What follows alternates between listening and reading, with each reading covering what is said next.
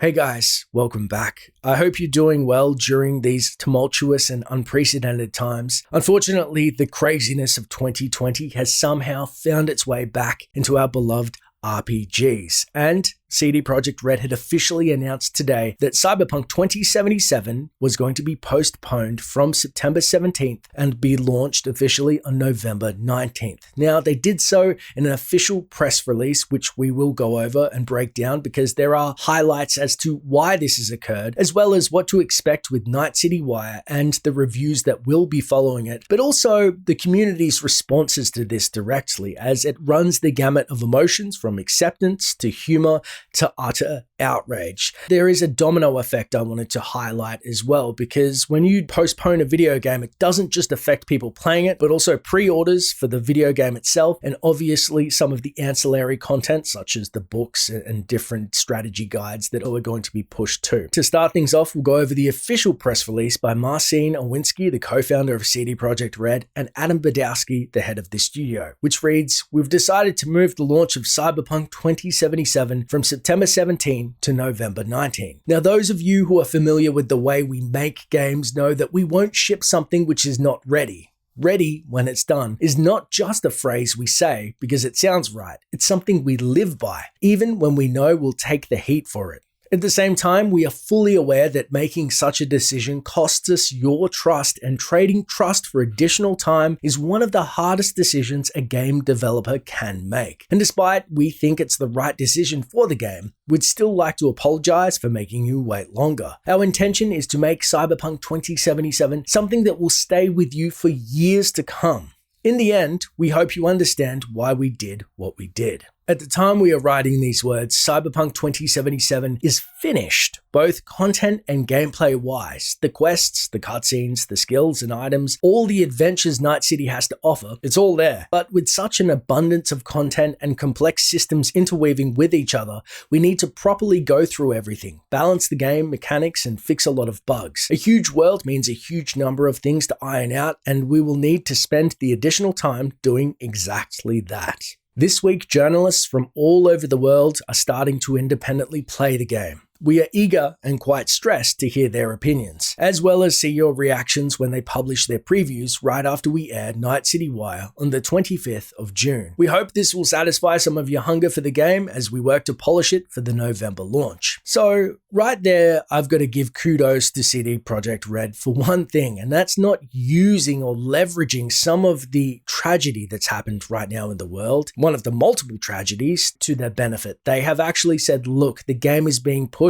It's our fault. We realize that we're taking some trust from you, but it has to do with ironing out bugs because it is insanely complex, their RPG systems and obviously gameplay, that they want the game to have some breadth and longevity. And obviously we've seen a myriad of games that have been launched too early. Unfortunately, that doesn't stop people from being disappointed for various reasons, which we will go over in the community responses. I would like to say, though, that I didn't actually know that journalists all over the world are independently playing the game. That doesn't really psych me up. I wish that they put out like a 10, 30-minute demo, which some of the punters could play. If everybody could have a shot as a thank you, some type of discount as the game's going to be pushed, something that solidifies we realize that we messed up and that we would like to give you a little something versus an IGN read on what they felt about the game, because I don't really trust mainstream journalism, so that's not anything that I look forward to. However, the fact that Night City Wire is still launching on the 25th of June, I'm actually excited to see that because that is more gameplay and that will be more of the story. But obviously, like I said, the big bump for the community is going to be hard. And while it was a heartfelt sorry, again, I think after a second time, CD Projekt Red could have probably pumped this up a little bit more with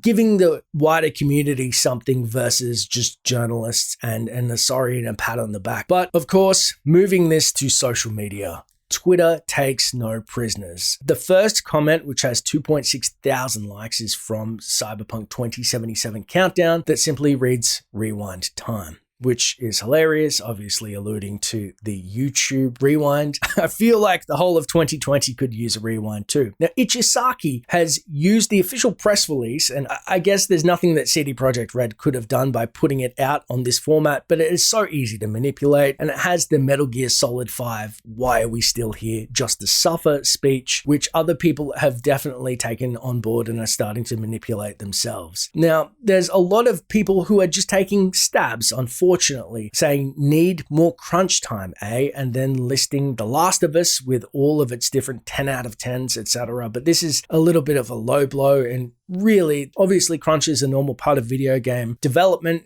to some extent, but just the association of crunch and a developer can put people on the back foot. There's also the Shigeru Miyamoto, a delayed game meme, except I didn't even realize as my brain was comprehending it that this was just gibberish because people love to use this quote in defense of games being delayed and having a great final product.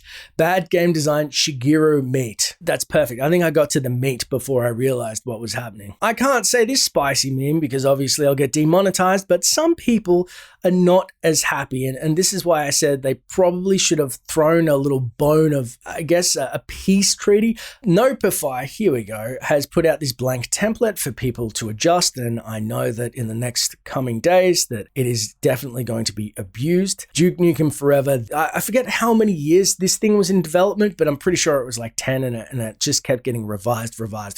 I think this is over the top because CD Projekt Red clearly said that the game is finished. This is just bugs.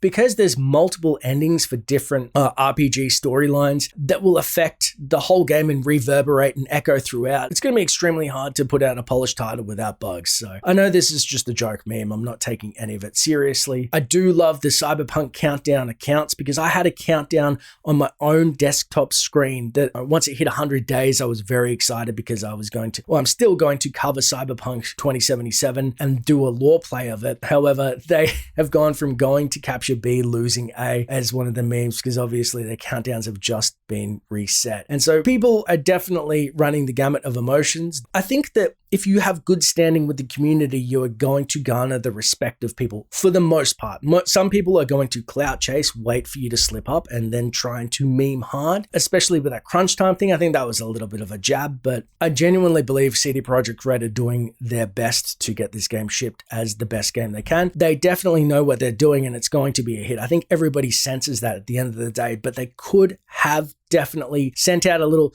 peace treaty, something for the people, which they did not. And of course, people are alluding back to the fact that CD Projekt Red posted after their first delay. Seriously though, nobody launched stuff on time. Launch America, which they had a jab at Tesla. And of course, the irony that they have delayed 2 launches already in 2020 is not lost on the community. Speaking to the different content now, Amazon takes a while to update. When the April date was bumped to September originally, I remember I thought, oh wow, I'm still going to get the World of Cyberpunk Deluxe Edition with the different maps and the books and I can read about it, get hyped, because that's one of my favorite things. Since I was a kid and I got Super Mario World, I didn't play the game for a week because I was on holiday and I just read the booklet, like the instruction booklet, over and over. And so I was kind of excited to do the same with Cyberpunk. Unfortunately, Amazon caught wind of it, and I guess because of spoilers, they pushed the release date of the deluxe edition hardcovers and all of the ancillary books. Now, it looks like they probably haven't caught up because 5th of October is definitely before November. I'm not sure if they will release it early, but I'm going to put bets on the fact that they won't. The other thing that happened with the first delay, which I'm going to assume will happen again, is the collector's edition got reset for people. Now, they haven't said anything officially, or I haven't seen anything officially as of yet, but I do want to highlight the fact that it's $429.95 in Australia.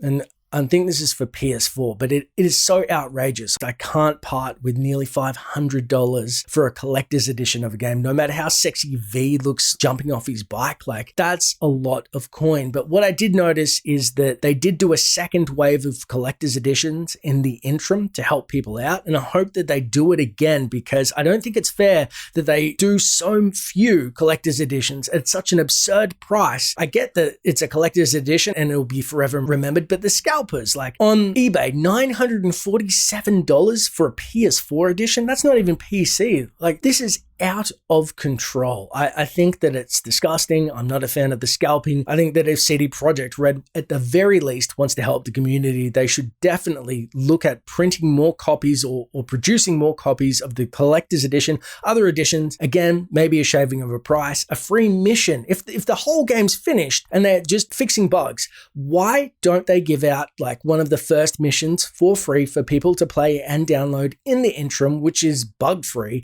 It'll get the hype up. It won't just be journalists that they've handpicked to play their game to tell us how amazing it is and kind of rub salt in the wound. But that's just what I think that they should look at doing when it comes to appeasing the community, because it's a bit rough. I do respect CD Projekt Red. I do think it'll be probably the game of the decade. I haven't played it, but that's how much faith I have in them. When it comes to good community service, I think that they should go above and beyond, as their fans seem to have gone above and beyond when it comes to supporting them all this time. But those are my thoughts. Let me know what you think in the comments below. And hopefully we get to play it together when it comes out in November. It's hard to say. And how many of you are going to wait to get it on PS5 or the new Xbox? Again, let me know in the comments. And until next time, Traveler.